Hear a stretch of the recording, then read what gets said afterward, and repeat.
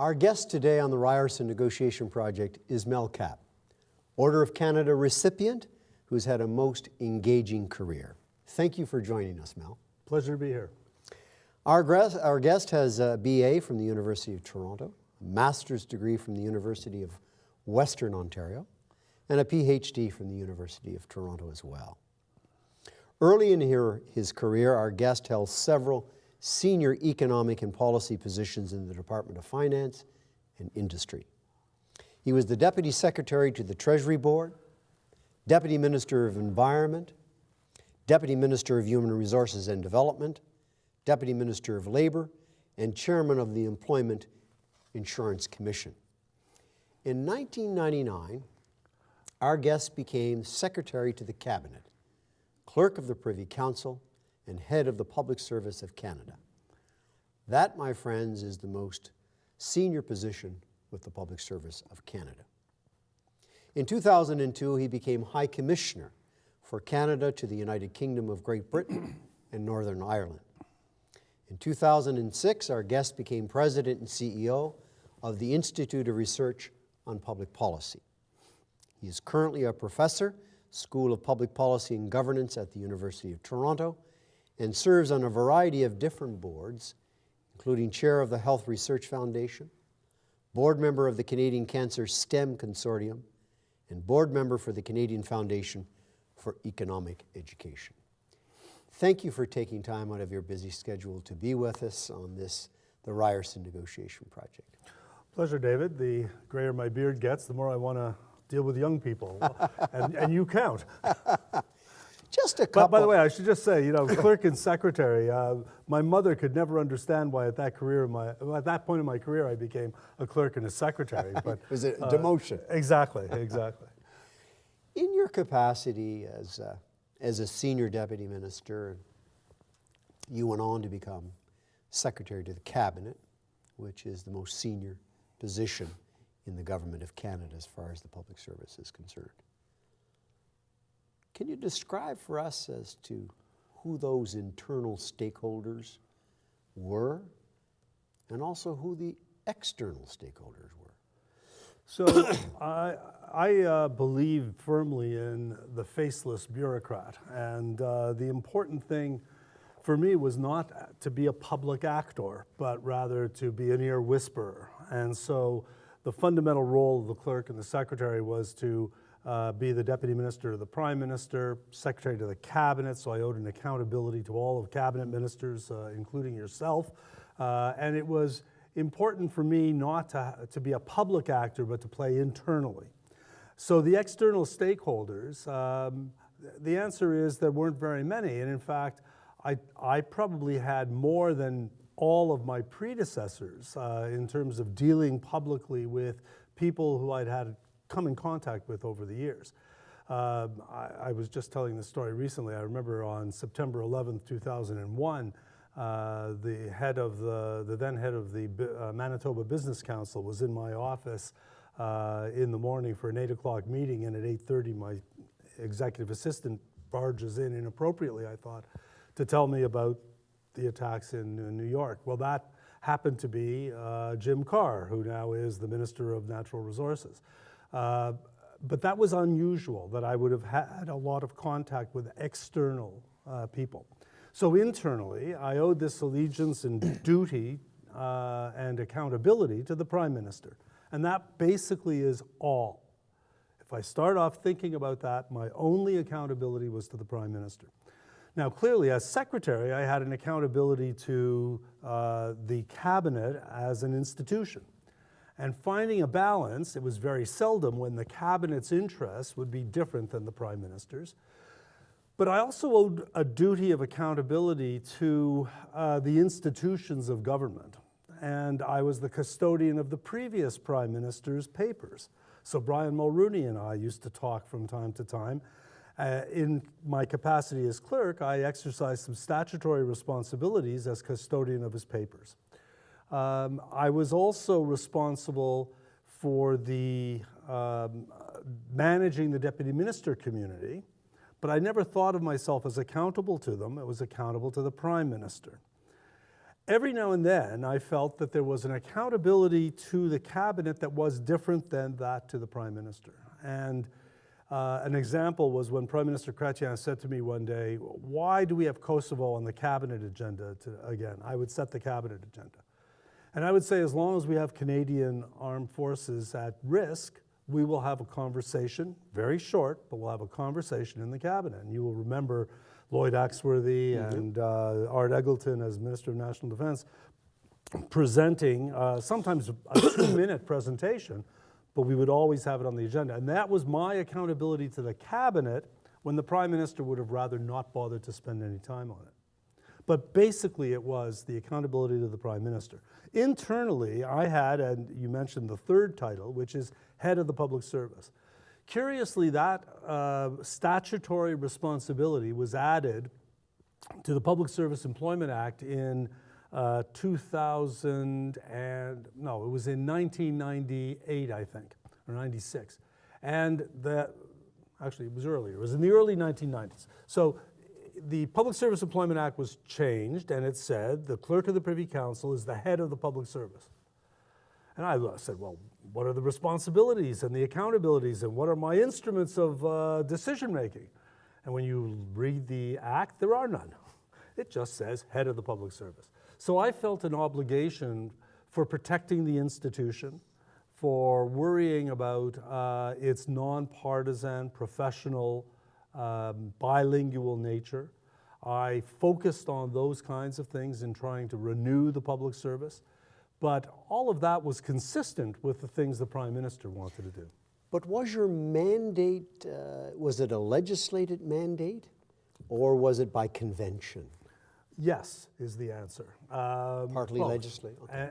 There is a statutory responsibility.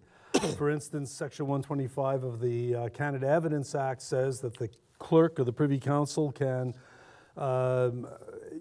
exempt cabinet confidences from court proceedings. So there's a statutory recognition there. But most of the institutional responsibility was conventional. And so if you go back, the first clerk of the Privy Council was William Henry Lee in 1867. I was the 18th clerk of the Privy Council. The current clerk is the 23rd. There have been a few since me. But the job really changed in the war when William Lyon Mackenzie King had created the job of Secretary to Cabinet. And he felt at the time, and the history books are pretty clear about this, that to run a war cabinet, he would need a more systematic process. And he needed somebody who could help him manage the cabinet. And that's when the secretary's role was added. But the primary, correct me if I'm wrong here, but one of the primary purposes of a cabinet, because when you take the oath, is to provide advice. Pristine, clear advice to your colleagues and to the Prime Minister. Yep. Is that correct? Indeed. I'll come back to this. I mean, what happened indeed in 1993 in the Campbell government, Kim Campbell, then Prime Minister, changed the oath for ministers and put it into plain language. In the process, dropped that one line that said that you had an obligation to speak your mind in cabinet. That wasn't that it was a suggestion, it was an obligation. And under Prime Minister Chrétien, we put it back in. And so when you took the oath, you had an obligation to speak your mind in cabinet. I have a great story about my speaking in cabinet about the Constitution and the Prime Minister reminding me that sometimes you don't have to speak in cabinet. Sometimes silence is more powerful, as some ministers have learned. Well, let's come to that. What was your communication style with your Prime Minister, the cabinet, institutions of government? How would you describe that? Were you the email guy? Were you the phone guy? Were you a meeting guy? Combination? So yes, the answer is yes again. I think whenever I got a new job, I would always send out an email to all of my direct reports. And this is in the time when the email was sometimes DOS related. I mean, I'm an old guy, got a gray beard, I earned it. I would send out an email that said, if you don't read your email, you're going to miss the meetings. And people often didn't read their emails and they missed the meetings. And so that was a bit of a standard reminder to people about how important it was to communicate. I picked up the phone a lot to talk to people. I find that's really important. But most important, face-to-face meetings. I really, I was talking about 9/11, by 2 o'clock we had a meeting of all the deputy ministers in Ottawa, sitting around a table, talking about what we were going to do and reminding everybody of their responsibilities and making sure that every job was being done. I don't think there's a substitute for everybody in the room hearing that. So we would have a meeting of deputy ministers every Wednesday morning, just for an hour, but it would be a debrief on what happened in cabinet the day before. Everybody would know, more or less, not with attribution of who said what, but with an understanding of what the nature of the issues were and what ministers were preoccupied with. And that allowed the deputy ministers to do their job better. So communications is a fundamentally important part of just about any job I've ever seen. Let's pivot from the internal communications to the media.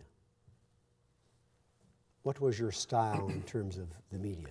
I thought that I should have been more open and candid with the media, and that had been my style as a deputy minister. I had relationships with credible, honorable journalists that was very much consistent with my faceless bureaucrat comment earlier. That was a relationship where I would give a lot of background briefings. And I always felt that, and here I know there's my nephew is in the master's program at Ryerson in journalism, so I'm going to make a nasty comment here, not addressed to him, but journalists are often very lazy. And they won't do their job as they should, and therefore they'll follow the herd. And my job, I always thought, was to make sure they were informed. Not that I was going to defend government policy, but that they would at least understand what the issues were. Both as a deputy minister and as a clerk? No, as a deputy minister. As a clerk, it was much more difficult for me because people would interpret that as me speaking with the Prime Minister's voice. And I wanted never to be interpreted that way, but frankly, I didn't want the Prime Minister to have me as a mouthpiece. So as clerk, it was different because the PM was my direct report. I directly reported to him.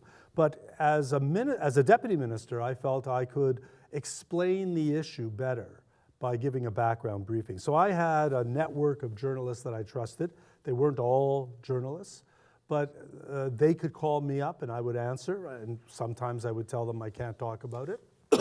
But if it was something of a technical nature, I felt it was my job to explain.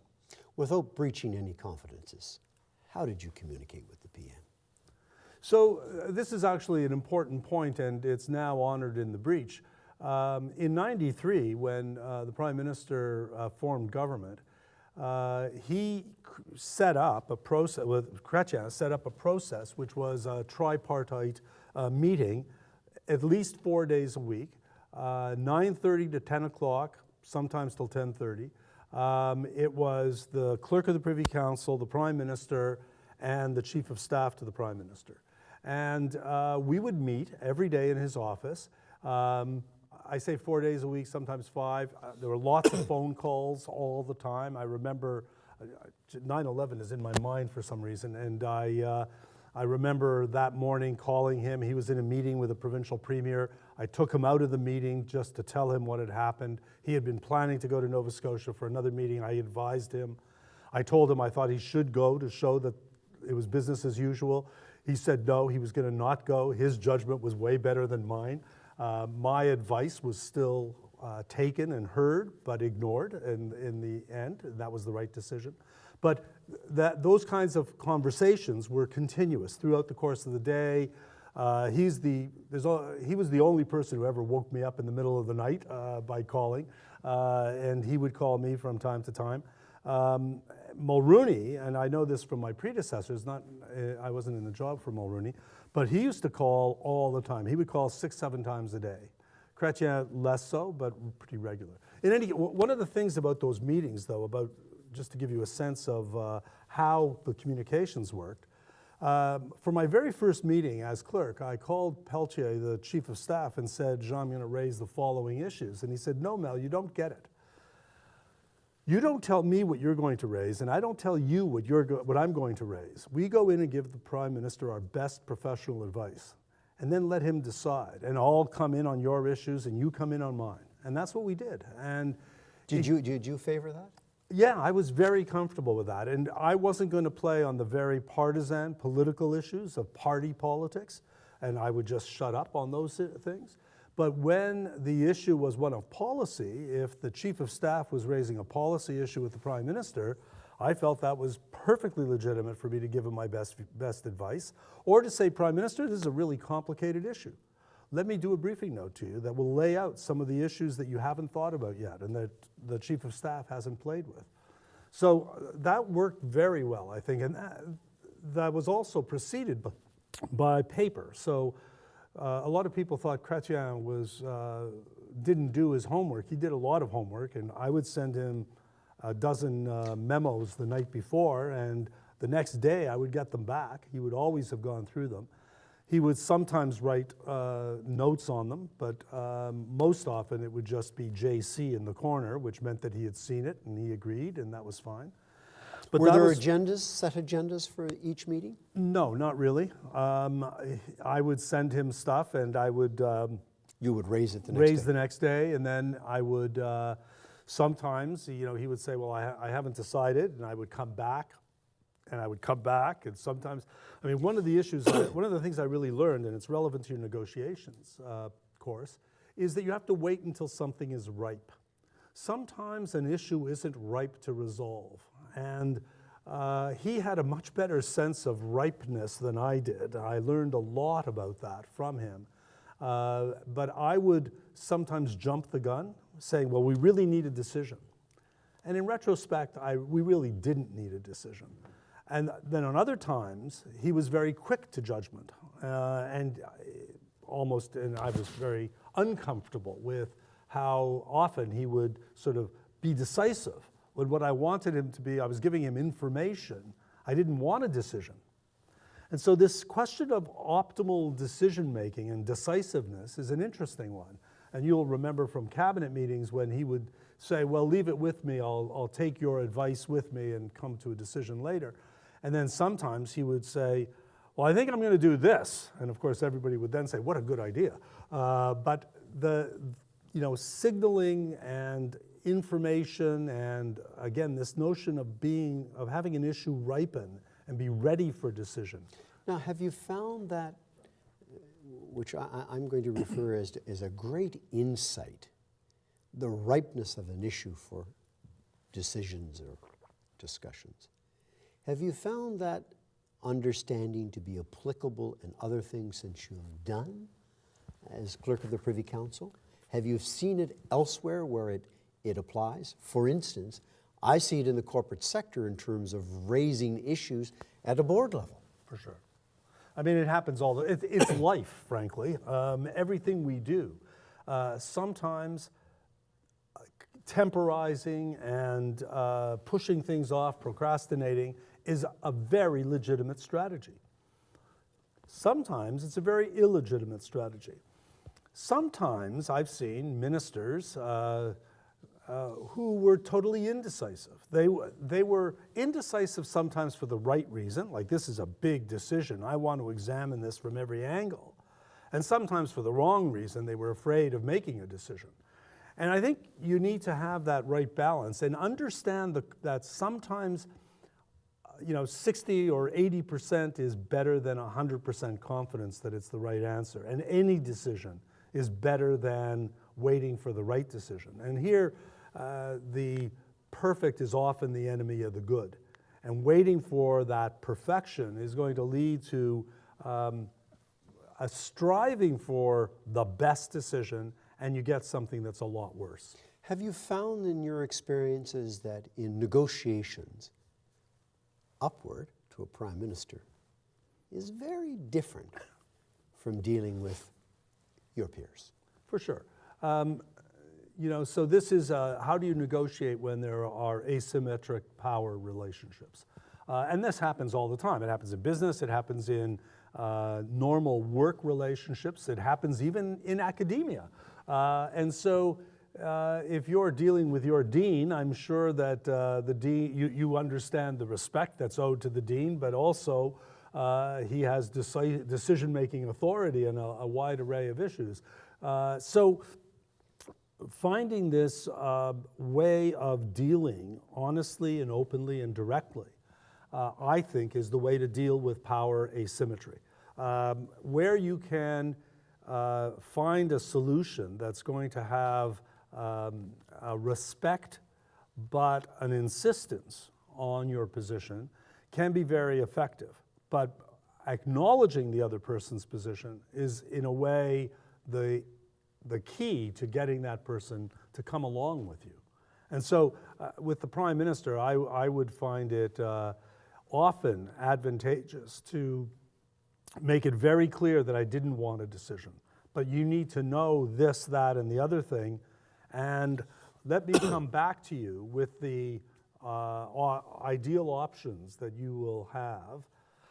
And then you decide, sir. But in the meantime, hold off. Sometimes it would work, sometimes it wouldn't. But at the end of the day, my predecessor advised me, Jocelyn Bourgon advised me before I took the job. She said, you have to wake up every morning and be prepared not to be clerk at the end of the day, in the sense that you have to give your best advice regardless of the consequences. And that's what the duty that you owe, the accountability to the Prime Minister is. And that was helpful to sort of see that, and I was far enough along in my career and confident enough that I wasn't going to temper my advice. On the other hand, that little anecdote I told before about the Prime Minister thinks you argue with him too much, I did realize there are different ways of presenting the case, and how you said, how you frame it, how you present your position, all of that matters. Particularly to him. Particularly to him, absolutely. Where did relationships for you as a senior person, for most if not all of your life, how did relationships fit into the mold of a Mel Cappe going forward? There's nothing more important. I'm thinking of negotiation, but even more broadly than that. Another little anecdote. Chrétien called Tony Blair in 1998 to congratulate him on winning the election and becoming Prime Minister. And Chrétien, in his inimitable way, said something like, congratulations, young man. Well, this is like pulling nose hairs out of Tony Blair, because he was very young for a Prime Minister, but he never wanted to be put into that little basket. And Chrétien used to call me young man. He used to call everybody young man. And he didn't mean it as, God, you're too young to be Prime Minister, but that's the way Tony Blair took it. And their relationship was always a little strained as a result. And that relationship is fundamental to the ability to do foreign policy, the ability to do domestic policy. So think about a long-known public rivalry, which was Jean Chrétien and Paul Martin. Their relationship was strained, but they knew that they were dependent on each other. Interdependence makes you find a way of working out your differences. And I think the same thing applies in my relationship with my deputy ministers when I was clerk. The relationship I have with my spouse, the relationship I have with my children. This is just life.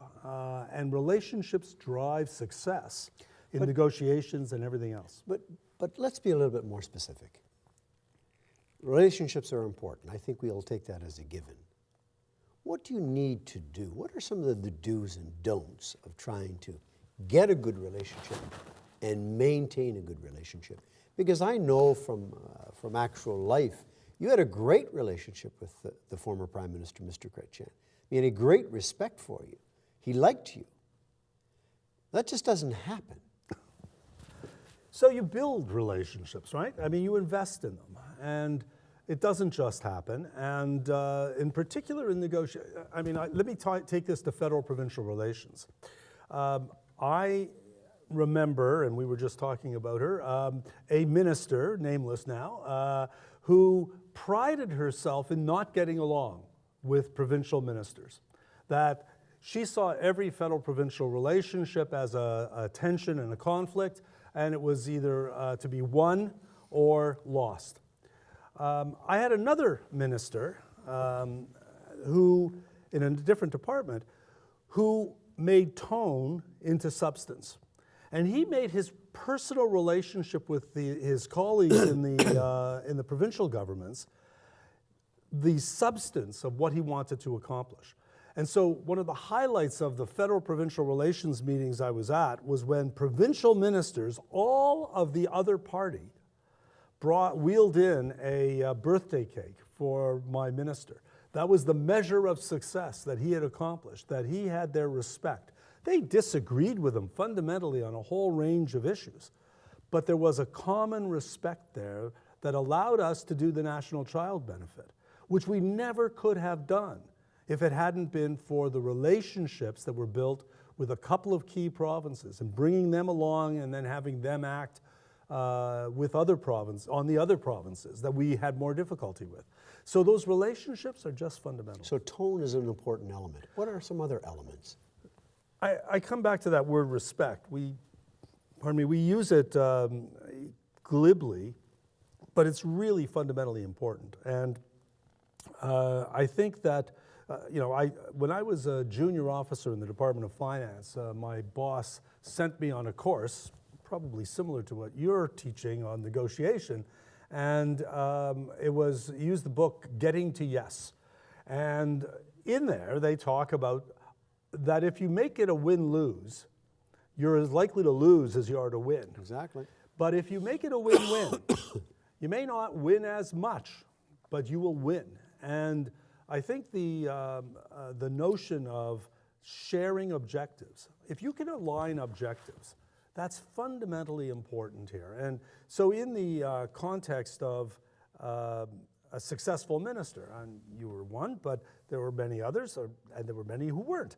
But a successful minister aligned their objectives with the Prime Minister's objectives. A successful deputy minister aligned their objectives with the minister's objectives. They were accountable to the Prime Minister, remember. But the deputy minister accountable to the Prime Minister could align their objectives with the minister. Chrétien used to start every new cabinet when he would install a new cabinet. And he would tell them the story that I got bored of it at the end, but it was a brilliant point. He said, he would tell the deputies this, and he would tell the ministers this in cabinet, that your success is going to determine the deputy minister's success. And the deputy minister's success is going to determine your success. And if you align those objectives, then you can accomplish a great deal. If you see them as orthogonal, you're going to end up going in different directions and accomplish very little, frankly. So relationships are indeed pretty important. Talk about relationships in another, we're going to come back to the Clerk of the Privy Council role, but talk about relationships as an ambassador to a G7 country, the United Kingdom and Northern Ireland. How did that play? So, and what did you do to foster those? Right. So first of all, I ensured that Canada contributed to the Second World War. No, wait a minute. But there's a point here, which is building on the history of our relationship. Canada had a very positive relationship in the United Kingdom because of our historical relationship. As a former colony, but more importantly, what we had done about 70 years ago. And there's evidence of this all over London, in Westminster Cathedral, in Whitehall, and this is what you build on. You build on the history of that relationship. One of the things I worry about with Brexit is that we're losing an important voice for Canada in the EU. I can trivialize what I accomplished by telling you that one of my greatest successes as High Commissioner was to get the United Kingdom to work on our behalf to get Saskatoon berries into the European Union.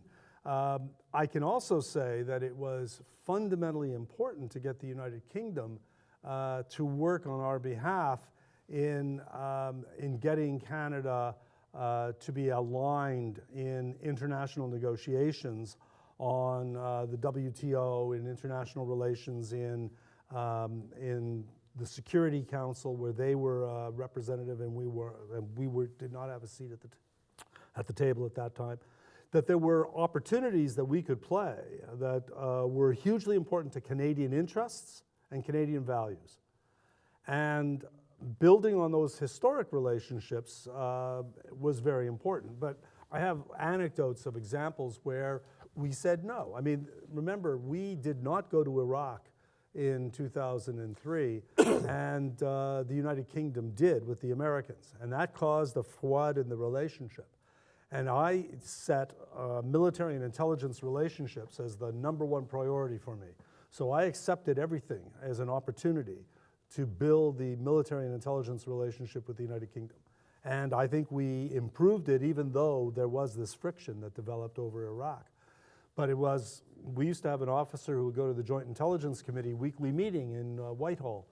And they started excluding him from the discussions of Iraq. That was understandable. But as they scheduled more meetings on Iraq, we stopped getting invitations at all. And I insisted that we would get back in as one of the Five Eyes intelligence sharing countries to be present for discussions in the United Kingdom intelligence world.